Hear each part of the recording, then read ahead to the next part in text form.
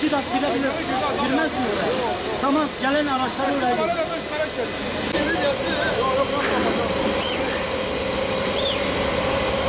Bunlara emanetiz yani, bir yangın çıktığımızda bunlara emanet.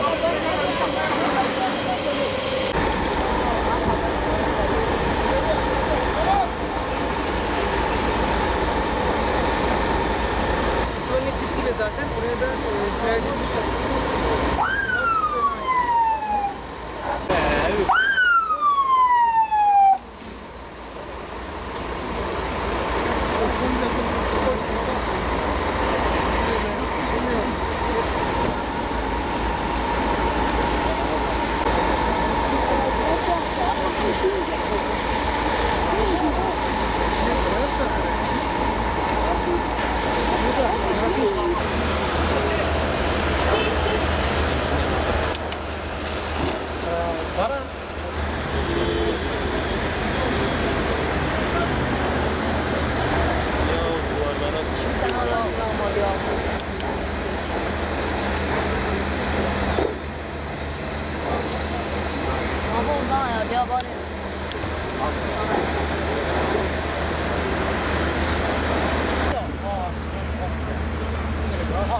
Çay, yavanlar şimdi.